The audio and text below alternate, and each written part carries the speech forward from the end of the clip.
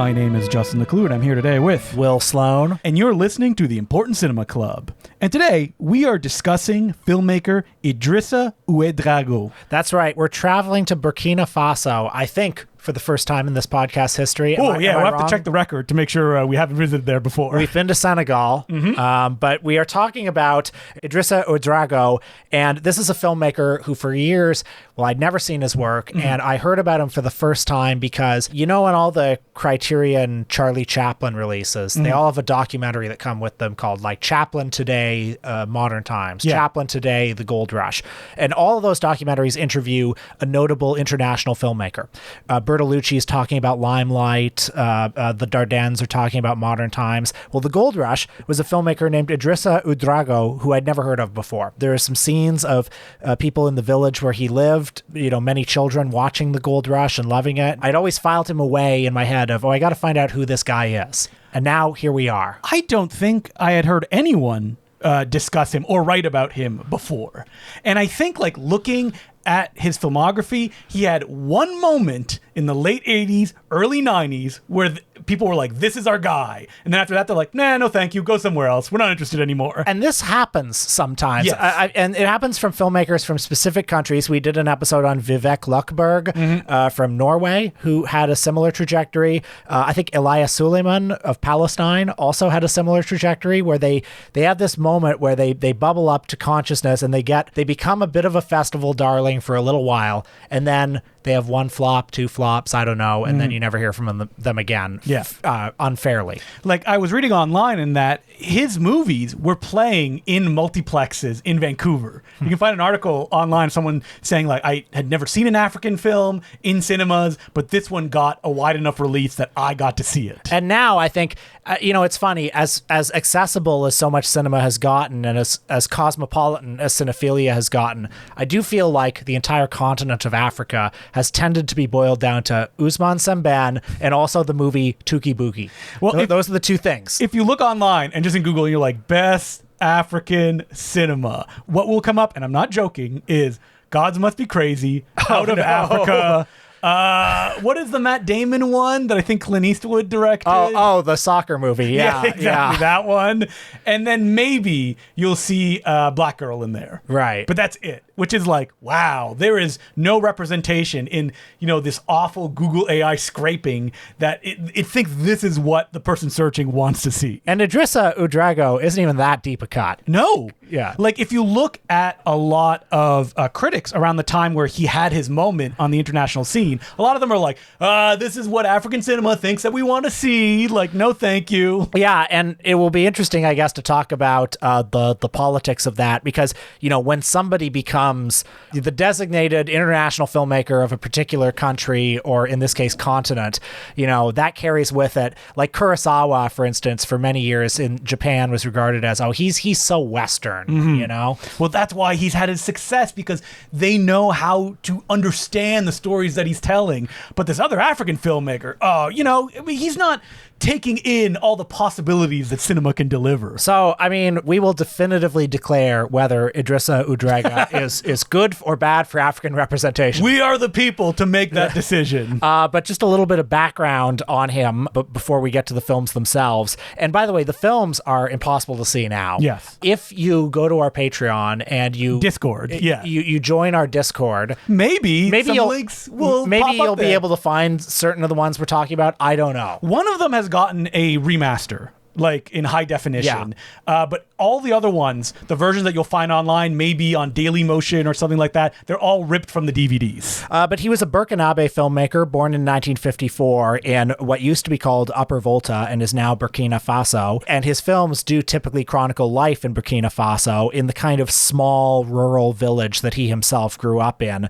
Although sometimes the films contrast life in the village versus life in the city, which is also something he was intimately familiar with, having gone to the city to study. I'm sorry, I'm going to butcher this pronunciation. He went to Ouagadougou, which was the big city in Burkina Faso. He studied at the African Institute for Cinema Studies, which is now defunct, unfortunately. But after that, he went to study in Kiev in the former USSR, and then at the Institut de Haute Étude Cinématographique in Paris. So a very cosmopolitan education. Like a lot of the filmmakers we've talked about that come from Africa, the only way for them to get in and to be able to start making films was for them to go to France or the USSR, get an education there, and then come back and make films where they grew up. Now, working in the 80s and 90s, his films tackle many of the themes that you would expect an African filmmaker in the age of decolonization to tackle.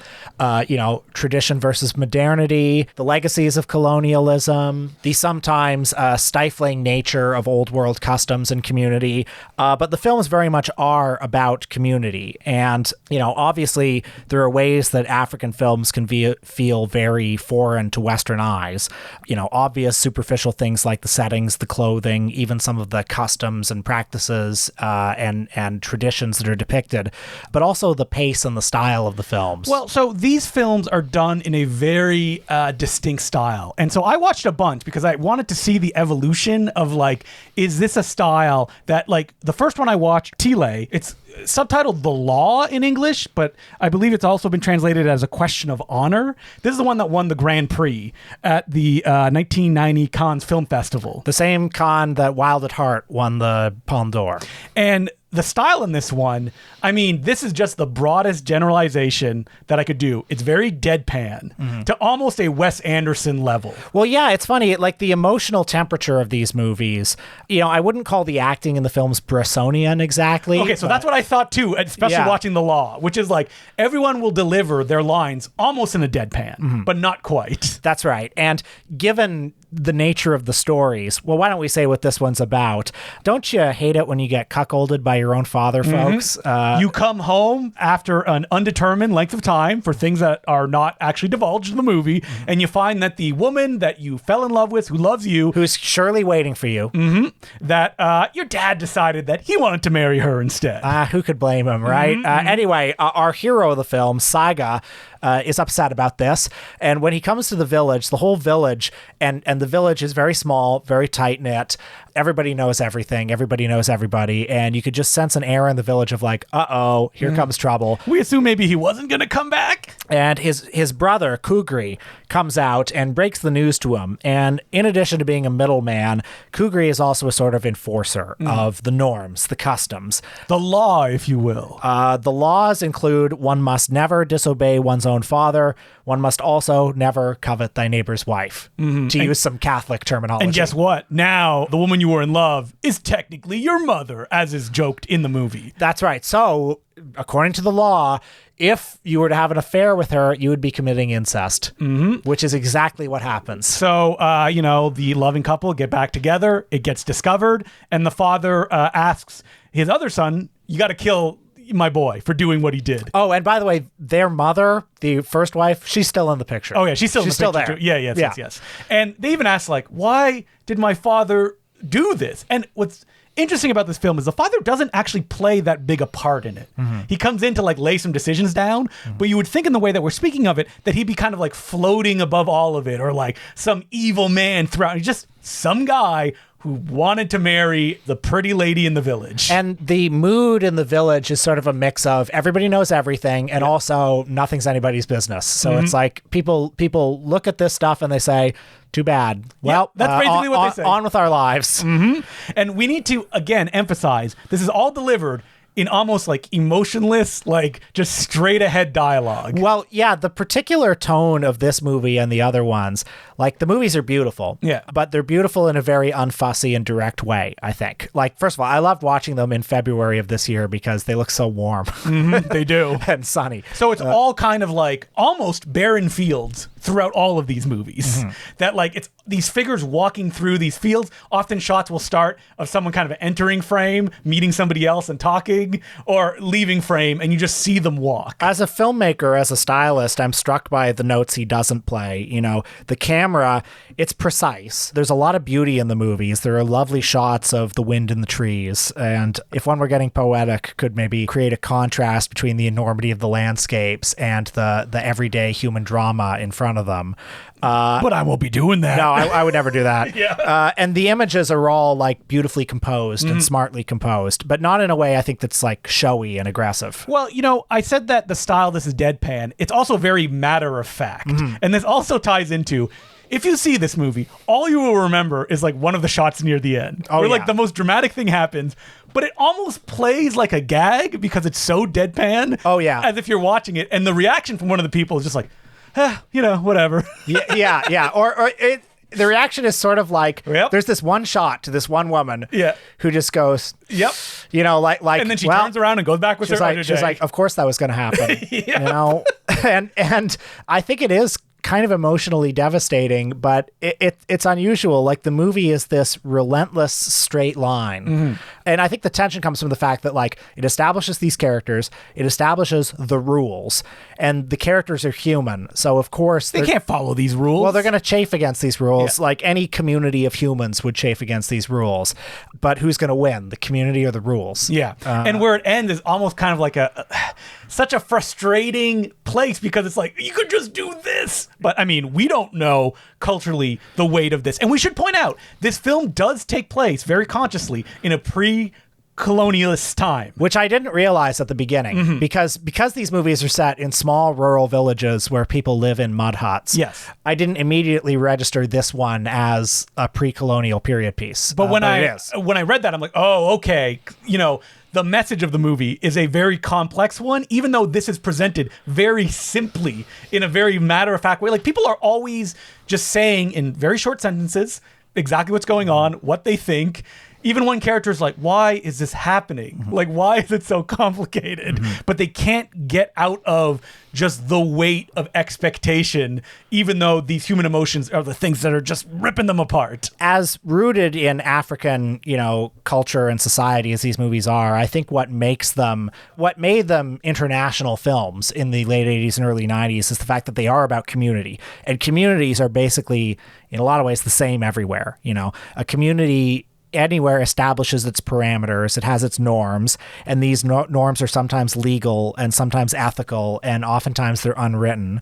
And woe to those who betray those norms. But also, there is much that's positive about community.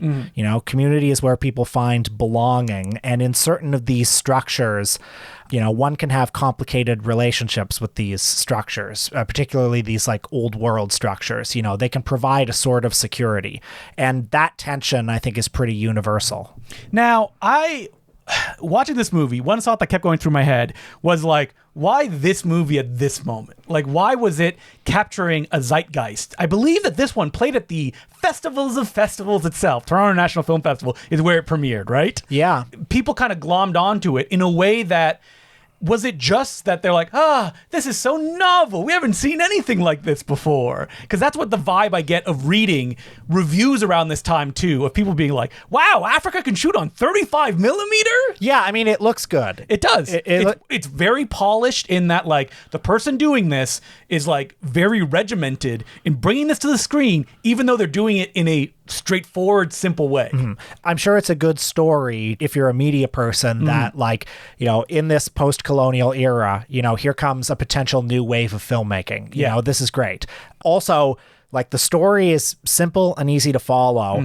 And maybe this gets to the, problematic Western gaze. Yes, that's what I'm getting to. Yeah, I'm not saying, like, why this movie now? I'm saying, like, why this now? And then as a filmmaker who continues to kind of hone that style, telling these stories, people go, no, we don't want this anymore. Well, yeah, like if you're a Western audience member, Western critic, I guess it's possible to feel flattered by the fact that it sort of depicts these this community as sort of backwards, as sort of old world. Yeah. I think that would be an unfair reading because, like I say, all communities can be backwards and old world. I mean, look at the United States. And I think it has to come down to, like, in the 90s, I feel like every house of an adult that you went into had African art in it in some way, right? That's funny. Yeah, I think you're right. So I don't know. Their National Geographic subscription. Oh, absolutely. Yeah. And they're like, hey, look at this. And I think that is we don't just have it for the naked pictures. No, is a little like demeaning to this filmmaking in how complicated it is. Again, I just get back to like the international festival, which is where a filmmaker like this would live, right? The international film festival circuit.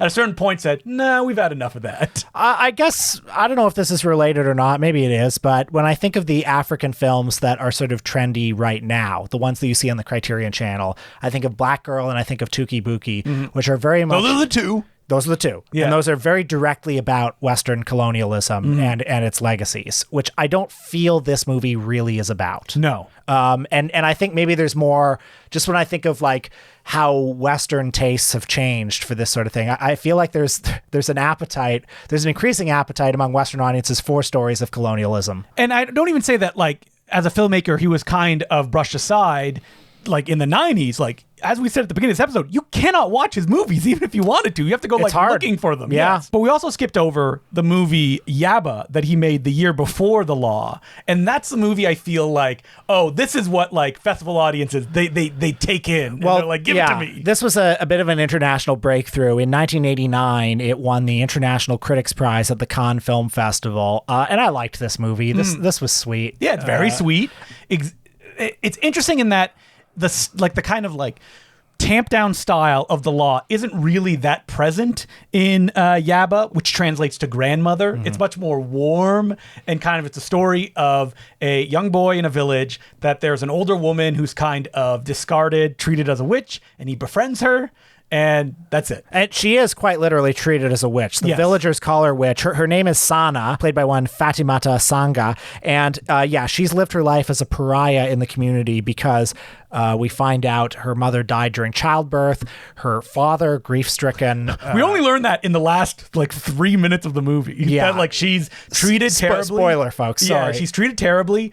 And, this kid just befriends her. That's it. Yeah. He just hangs out with her. He calls her a grandmother, and she's like, no one's ever called me that. And that scene, that's my favorite scene in the movie. Because again, it is also delivered at a fairly like neutral emotional register where he calls her grandmother and she says, I like that. Nobody's called me grandmother before. And he doesn't use music really. Every now and then. Yeah. So, like for scene transition, there'll be like a little bit of music. He doesn't use it to underline emotions. No, absolutely not. Yeah. Like even in The Law, there's a scene later on where two people are like, all right, we're gonna have a kid, and it's almost like the kind of flat emotion of everything that's come before is broken just a little bit by like smiling and joking, and that elevates it so high because of everything that surrounds it. But yeah, this is another movie about like the opportunities and the limitations of community as well. I mean, this is a community that's closed ranks towards this woman out of fear, and it comes to the youngest member of the community, one of the children who has no preconceived notions, which is why he can do the stuff that he does, to be the one who sort of welcomes her into the community. And one that actually doesn't have the kind of bummer that something like The Law does. And when you contrast both of them, it's like, all right, I'm getting in with this more internationally audience-pleasing film, and then I can then turn it around and have a more bitter pill to swallow. Reading reviews, contemporary reviews at the time, people were like criticizing him as a filmmaker because they thought he was giving international audiences what they expected from African cinema. I did see that. I mean, there was one critic named Francois Pfaff, I think Pfaff, who referred to him as, creating these scenes of African rural life for a Western gaze, and saying that he had monotonous images of women pounding millet or corn. I mean, my question, just as a viewer, is like what do you want? Well, yeah, actually, and it's frankly an open question. I think it seems to me like this is a problem that would face, as I said again, like any filmmaker who becomes like the representative of their continent. But there's like so few African films that reach any kind of international audience, and that again, that representation thing is an issue, but this filmmaker has spoken about that. He was illustrating things that he knew, his lived-in experience. And actually, there's another critic who I know that we both like very much, who I read his... I mean, it's right up at the top of Letterboxd if you look at... I read his review of Yaba, and he said something along the lines of, like, it's pretty good, but, like, it's a little slow at times, and don't go in expecting anything as rich as Ousmane Sembène. And I thought, well, okay. Like, it feels like criticizing... Hey, don't expect Orson Welles. Well, exactly. New American American film that you're seeing. Exactly. Not every American filmmaker can be Orson Welles. Yeah. No, he does, and he doesn't need to be. Yeah. Especially when there is such a consistency in the world vision in the films that we watch for this episode. So, did you also watch Samba Traoré? Yeah, I did very much. And this looks like one, he has a little bit more money here. One of the limits, by the way, of talking about these things in terms of like national cinemas is that We don't know their national cinema. well, yeah, but also like all these movies have a lot of French money in them. Oh yeah, you see at the opening credits, it's all these like different companies that were able to put money to get these movies made. And certain of the films, including this one, the cinematography is by Pierre-Laurent Chianeux, who shot Agnes Varda's film Kung Fu Master and her Jane Birkin film as well. My favorite Agnes Varda action picture, Kung Fu Master. Yeah, that's exactly what it is. But yeah, this one opens very unexpectedly for me. It opens with a hold up at a gas station. Oh, done in one shot too. Yeah. Not again. I say one shot, and it's like, oh, like a touch of evil style. No. It's just no cuts. Very matter of fact. We should say that, like, as a filmmaker, he loves to kind of position people almost in wide shots. Yeah. Throughout all the scenes that you see. The films are very like airy in a pleasant way. Anyway, so we open on this gas station robbery. Someone gets killed, and guns are pulled out, and people are threatened, and somebody makes it out, and essentially this is our protagonist, and he goes back to his village That's with right. a suitcase full of money. Just when you think Ouedraogo's made his cop thriller, Yes. we are back in Burkina Faso. He's come back to the village. A king. He's come with this huge suitcase full of money and he's going to help the village. Now, there are some in the village who think, okay, where did you get this money? And he says, don't worry about it. I made this money legitimately in the city. And this money goes to help the village. In fact, some of the men become jealous of him because it's like, well, we can't impress our wives. This one is described as like a thriller sometimes. When you look at it and you're like, okay. Well, it's a thriller only in the sense that like there is suspense. Yes. You know, you know that this guy is a marked man and that there's sort of a clock ticking over this. But I would also say this is probably the warmest of the films that I watched this week, directed by Ouedraogo, in that, like, it's a lot about the relationship that forms between him and one of the women of the village, and also his friendship with another guy. Well, you know, as my friend Doc on Letterboxd writes, even while a sense of inevitability hangs over the entire film, we're never given the impression that the life Samba builds in the meantime doesn't count. An impressive balancing act for a deceptively simple film. And I do think that's true. Well, like, there's a lot of warmth. I think that's like the key kind of descriptive of his films is deceptively simple. That if you read a lot of contemporary reviews, they're always like, too simple. Like, I mean, the stories are straight simple, ahead, yeah. and they say what they mean, but the characters are complicated. yes. And like the actions that they take, they're not opaque in any way. And there's like a direct link between A and B, but there's so much that fuels those decisions and how you get to that point. Yeah, and I mean the conflicts in these movies. I mean, this is the stuff of life. I mean, these are the challenges, like going against your community, going against customs. In the case of this particular movie, it's like, do the ends justify the means? Like, can I outrun? Like, can I make good out of dirty money? And will I be haunted by this dirty money, for the rest of my life, knowing what I did? I mean, this is elemental stuff that everybody, it spans time. I'm looking here. It even won a prize at Berlinale that year. Yeah, I won the Silver Bear. Is that how you say that? So he's Berlinale? Yeah, Berlinale. Berlinale. Hey. So he's winning awards left and right until they're like, no more. Because did you check out the movie that he made after this one? No, tell me about it. Because interesting. So he had made a film before Samba Traoré, Karim and Salah, 1991. But in 1994, the call of, hey, how about you shoot a film in France? And that feels... Paris. That's like the death knell of like the cover is like a young boy like back to back with like an old white guy, and they're like looking over at France. It's called The Heart's Cry, Le Cri du Cœur. What I'll say is completely in the same style that he's had throughout his career.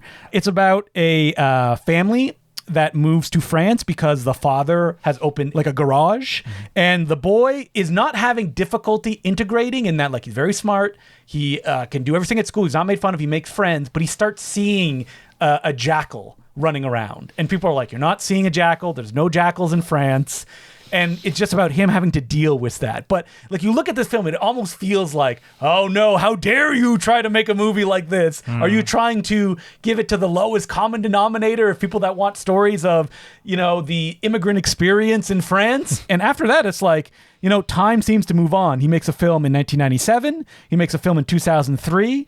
There's one in 2006 as well, but it actually doesn't have a listing here at what I'm looking, and that's it. If you've seen one of his films, it's possibly because he contributed to several like omnibus films. Oh yeah, like Lumière. Or September 11th, that one where various filmmakers did a film in response to the 9/11 attack. Yeah, for a while, he was the guy who's like, all right, we need an African film. That's right. Let's get that guy. Yeah, he's on the list. But he did a lot of stuff in Burkina Faso. He even started a film festival, and there's a documentary I watched with a lot of people that were attending the film festival that he put on, and they talked about like, we have no support system at all. Like there's no 35 millimeter houses, there's no distribution system, there's no production, there's nothing. And like, but we still need to make art. We still need to make movies. How do we do that? I mean, I must say one thing I learned when we were doing the Ousmane Sembène episode all those years ago was that like just the feat of making movies in Africa is oftentimes quite difficult because it's like, where do they get the generators? Yeah, but it's not even just like the generators. People I don't think understand, especially now. It's like, you take your camera, you put it, you film it, and it's like, no.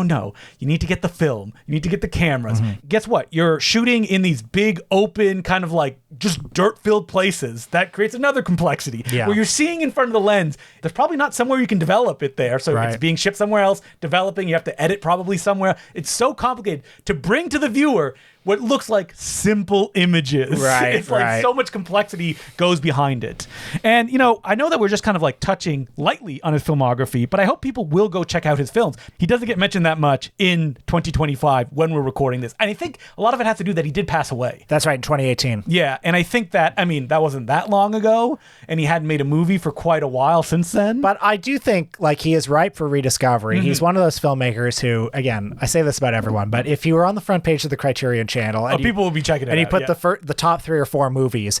These are movies that, because they're simple, which is a word we keep using here, but in a good way, I think they can really speak across time and across culture. So, as per usual, you can send us letters at importantcinemaclubpodcast@gmail.com. And our first letter is from Chris, and he goes, "Hey guys, I got Robert Florey recommendations." Oh, hell yeah.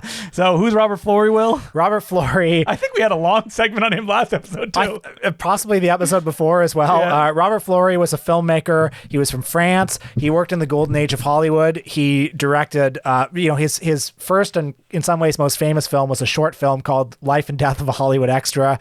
And he also did The Coconuts with the Marx Brothers, Murders in the Rue Morgue with Bela Lugosi. He was assistant director on Monsieur Verdoux, and he directed many, mostly B films of his own that were quite stylish. Arguably, he may have been Hollywood's first film brat.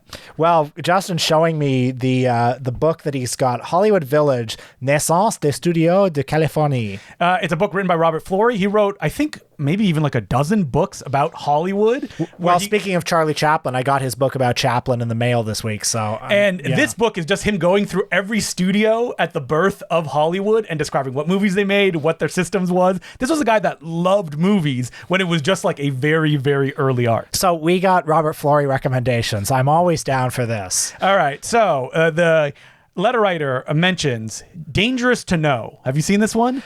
It's on my watch list. I know it's a film noir, right? My favorite John Florey, Alton did cinematography. Oh, man, John Alton rules. My favorite Florey was an incredible tragic relationship between two of the 1930s best character actors, Akeem Tamiroff and Anna May Wong.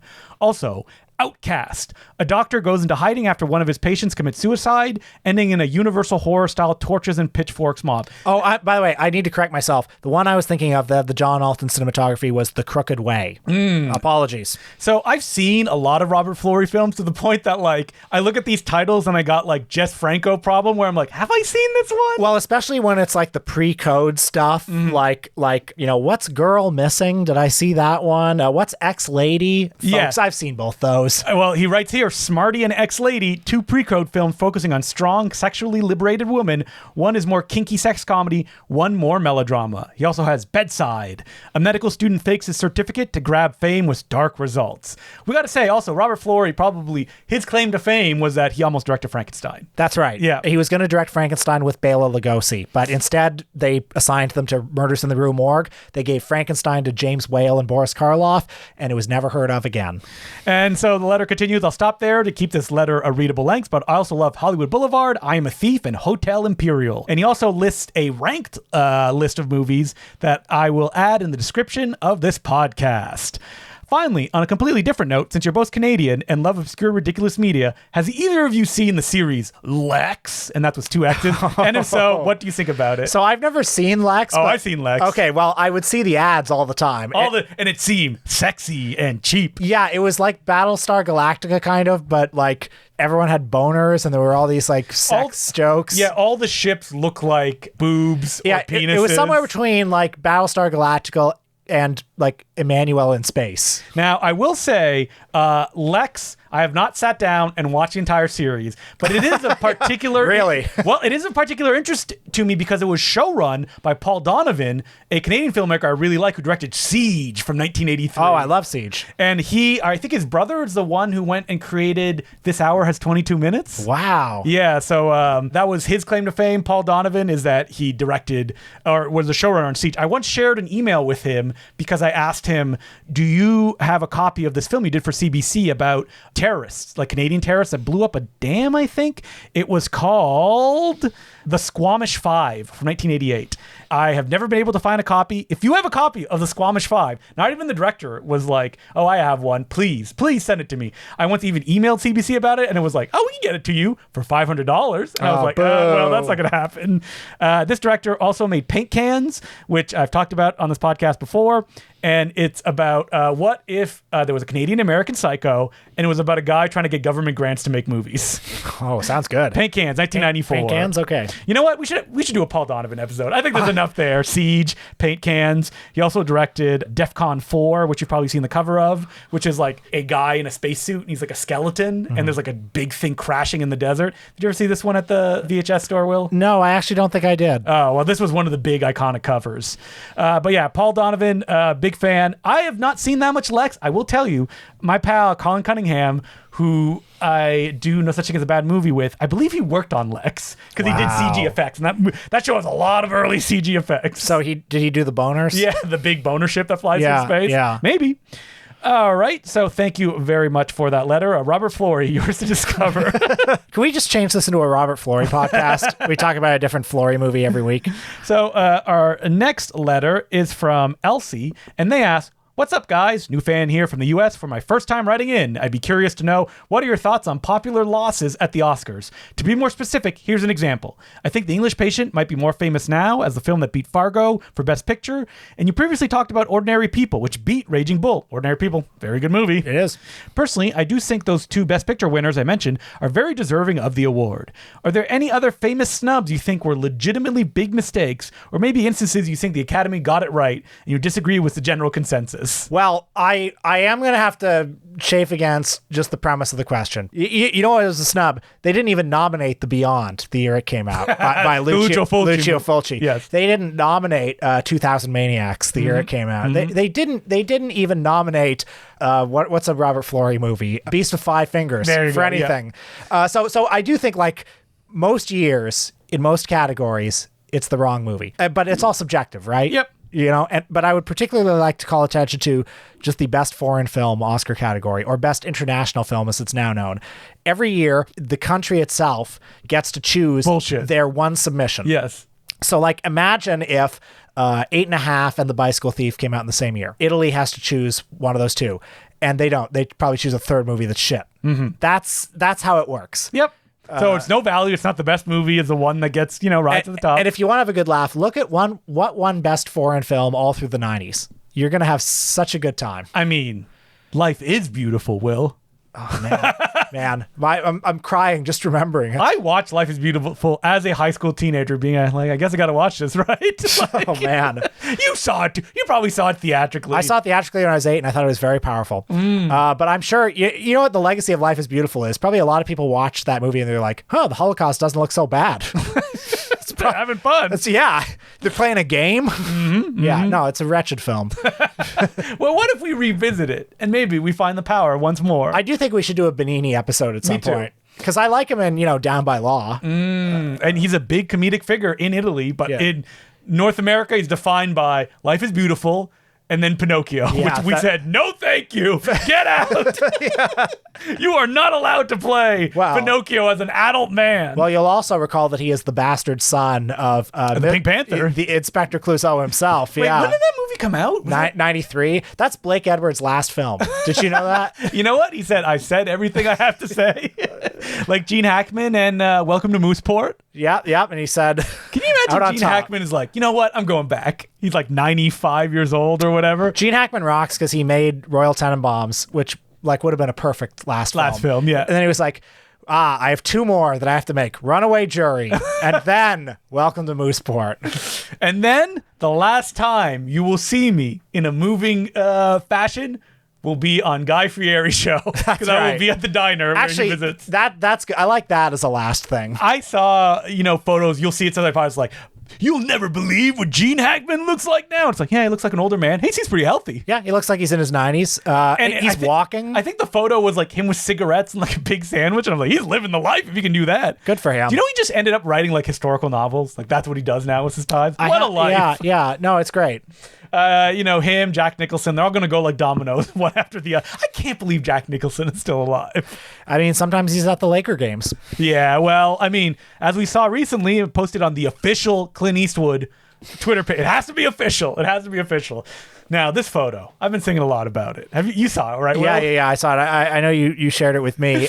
Clint Eastwood, at a private theater watching, what was the movie? No, I think he was in a hotel. Oh, okay. He was just in a hotel. He's like, oh, long day of whatever, and I'm just going to go back and watch a film on Blu-ray, which I do not believe Clint Eastwood knows how those work, right? Well, listen, he's in the industry. People have probably told him about revenue streams. And what is he watching? Well, the Shout Factory Select copy of Dom DeLuise's Fatso. That's right, the Anne Bancroft directed classic. And you know why I think he watched the Dom DeLuise film Fatso? Because he knows Dom DeLuise? He wants to hang out with his old friend? I actually think so. I think he was like, yeah, I'd like to see that funny overweight fellow. They were like, who's that? You're going to have to narrow it down. Burt Reynolds. Bert's friend. Yeah. Do you think Clint just stares in the mirror every day he wakes up and he's like, I wish I was dead? I don't think Clint thinks too much. No? I think he just in the new issue of the Metrograph magazine. Is there an interview with Clint? There's an interview with Clint that Nick Pinkerton did. And it's a great interview because it's about as good an interview as you can possibly do with Clint Eastwood. And like every single step of the way, Clint is just saying, nope, don't think about that. Really? He's just like, well, the thing over and over and over again, it's just like, well, you get a feeling and you just follow the feeling, Do you remember that book that came out that was just like a book-length interview with Clint Eastwood? Yeah, by Paul, what's his name? I don't remember his name. It was a guy who was basically a stalker who hoodwinked Clint Eastwood into doing all these interviews under the pretense he was writing a story for something, and he wasn't really. I thought he was a journalist. Paul Nelson, that's what his name was. He was a journalist, but I don't think he really had an assignment. I think he was just hanging out with Clint. Well, I need to go back to the days where I was aware of these books. I was like, I should read this book about a guy that hoodwinked Orson Welles recording his conversations, and we will not say his name. What guy was that? Yeah. Well, thank you very much for... If you say that guy's name 3 times, he shows up. Yeah, so I'm not going to say his name anymore, even though there's so many great stories around him. New listeners of the podcast are like, who are they talking about? Yeah. So as per usual, you can send us letters at importantcinemaclubpodcast@gmail.com. Folks, sometimes Justin and I start talking in our own language, and we're like the 2 kids from the Vonnegut novel Slapstick, and nobody can understand us. Yeah, so we have, except for people who have been there since the beginning. That's right. Where they turn into another child. child who can understand the language. Yeah. So I just imagine someone like doing a university course, and they're like, I'm looking up for this information about this African filmmaker. This is the only podcast I can find about it. And they're like, wait, what? Robert Flory? the fatso Clint Eastwood? What are you talking about? That's right. So what are we doing on our Patreon this week, Will? It's stuff we've been watching lately. We've had some good stuff on the Patreon lately, by the way. We talked about Uwe Boll's film, In the Name of the King, a Dungeon Siege Tale. Yep, that's right. And we continue our quest going through Neon Genesis Evangelion. But on this week, we're just going to do a whole potpourri episode of stuff we've been watching lately. I'll be talking about some Russ Meyer movies I've seen, among other things. Sounds sexy. So can't wait to give it a listen. You'll never believe what's in those movies. Oh, what? Press? You're gonna have to find out. All right. So you can check that out at patreon.com/The Important Cinema Club, as well as, I always forget to say this, the giant back catalog of like 400 episodes. That's right. Are you like me? Are you like, I got no more podcasts to listen to because I listen to all my favorites and now I got nothing. They're all there. If you have a cross-country road trip, Yeah. And if you're like, oh, you know, the main show, they always have the like opening and through all these other things. The Patrons have none of that. We just literally jump into the conversation, and when it's done, it's done. That's no right. music, no nothing. We'll be like sitting in a room just listening to us talk for like Madness. hundreds of hours. Madness. Patreon.com/The Important Cinema Club. Next week, I want to do this more often. It's just like give hints of what we'll do, but not tell exactly what it is. So yeah, we've been doing periodically, redos of old topics we did a long time ago. Topics we felt we didn't like nail perfectly. That's right. We have another one that we haven't quite cracked it. Yeah. I think about it all the time. Yeah, me too. So I need to get back in there. We need to really like drill down into what makes this work and why we're so attracted to it again and again. Right. So I think it's one that will be. I think it's also a very commonly misunderstood subject. Yes, absolutely. And I don't think there's enough kind of like serious discourse about it, especially from the angle that we'll be revisiting it in this new episode. So that'll be what we're doing next week. And until then, my name's Justin Clue. I'm Will Sloan. Thanks for listening. And as per usual, I'd like to thank some of the new patrons who include Caleb Clements, Lucas Barwenjik, Alexander Odell, Erky, Dreed, Jay, Big Dick Jeffrey, Goose with a Little Hat, Rob Galligan, Lucy Sherry, Sammy Rogers, Banshee, Neat, and Mallory. Thank you all for becoming patrons. We could not keep doing this without you. Well, last night, I was not informed of this. Okay, I'm sorry. I should have. Yes. I didn't think. Remember, maybe a dozen episodes ago, Will was like, I'll invite you to all the stuff I did. He's not invited me to anything.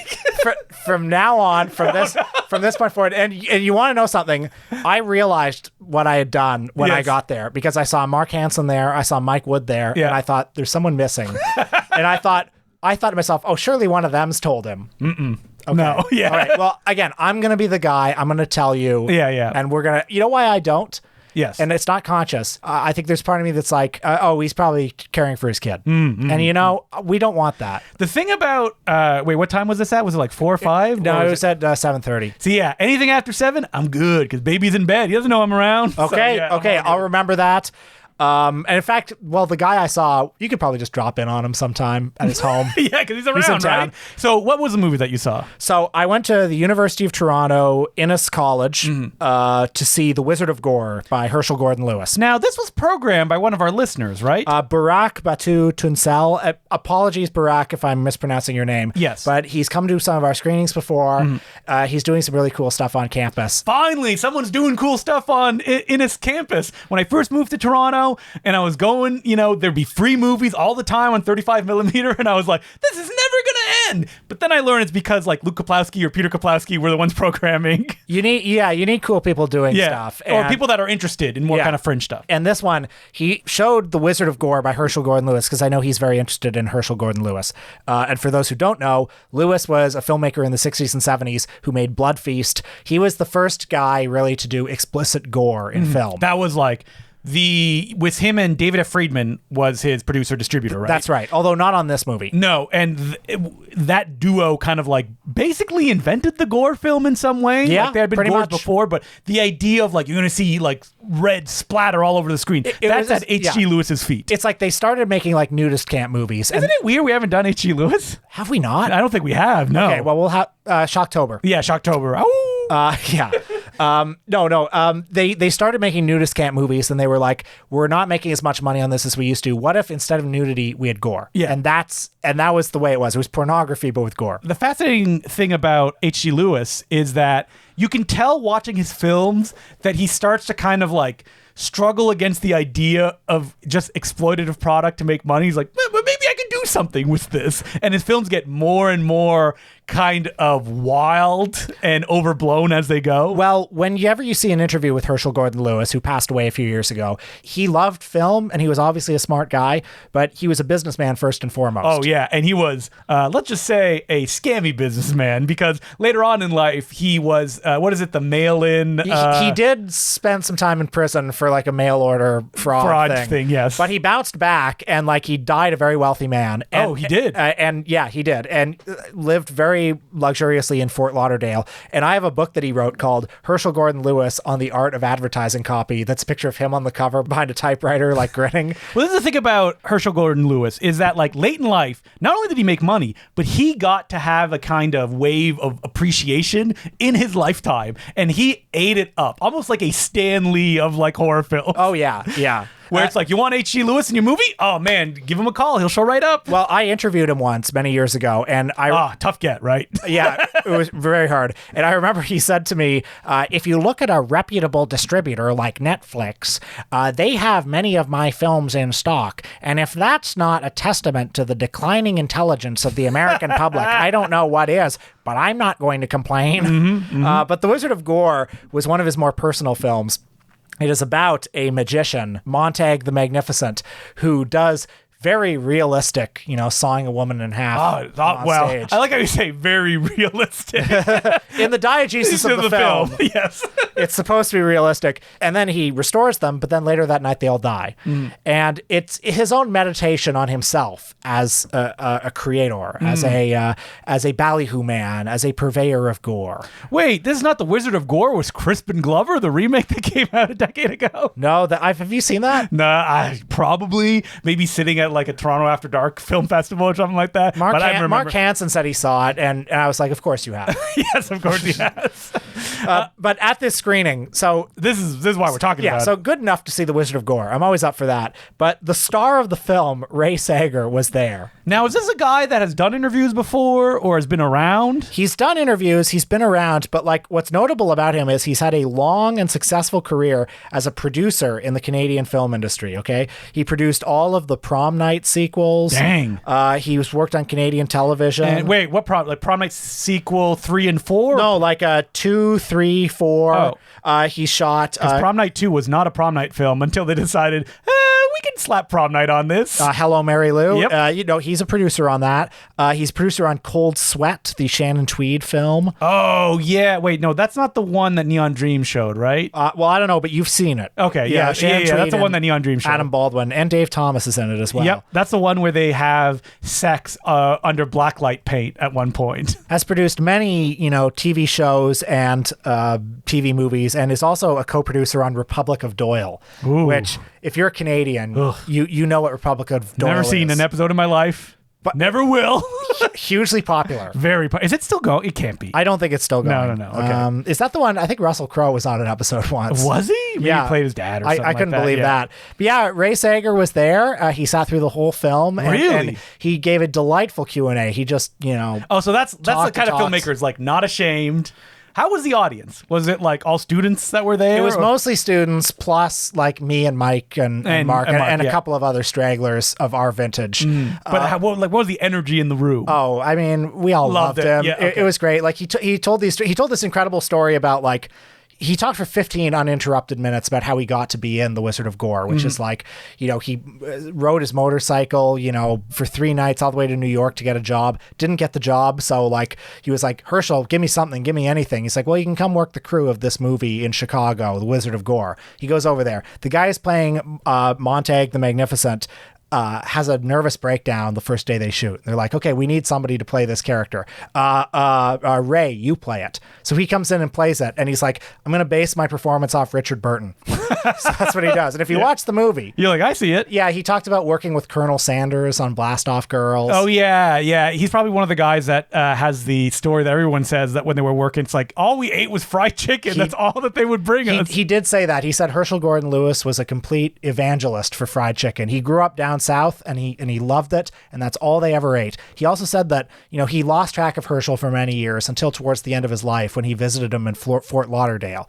And he saw this mansion that he lived in. He said, Herschel, what happened? How did you get this? I know you had hard times. And he said, Ray, all you need is 3 good years. Yep, there you go.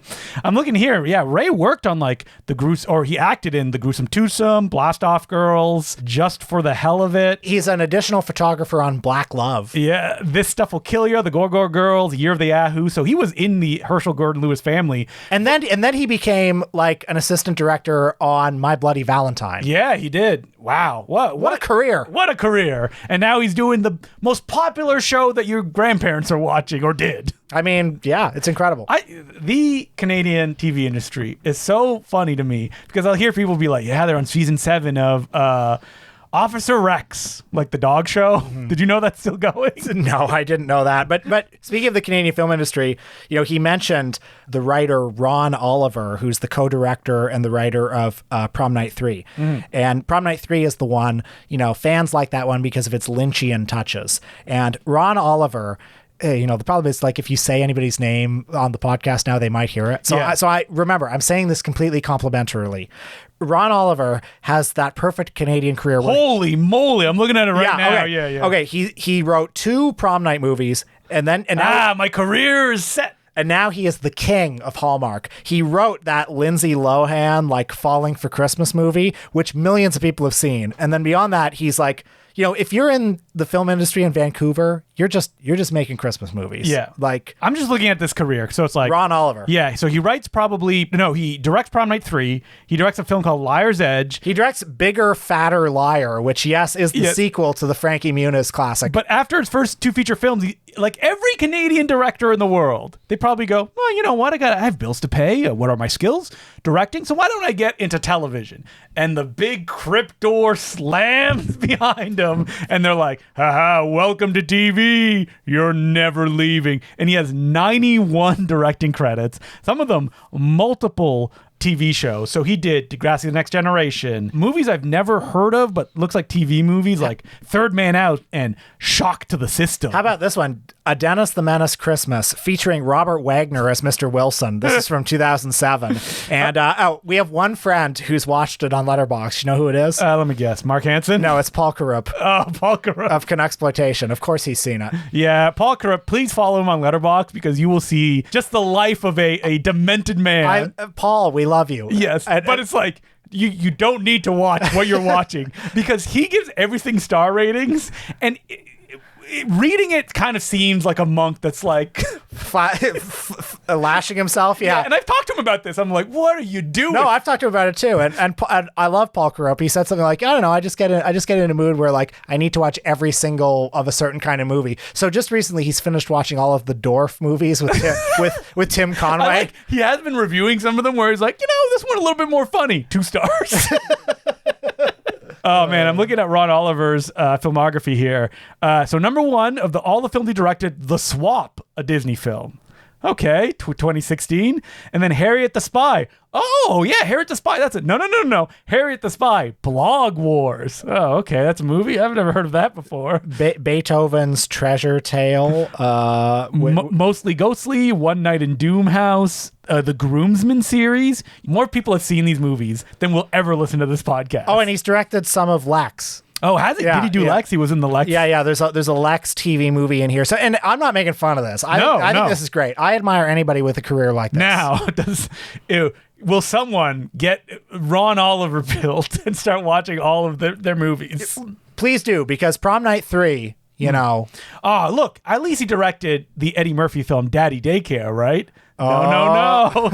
Granddaddy Daycare, starring Danny Trejo, James Hong, Barry Bostwick.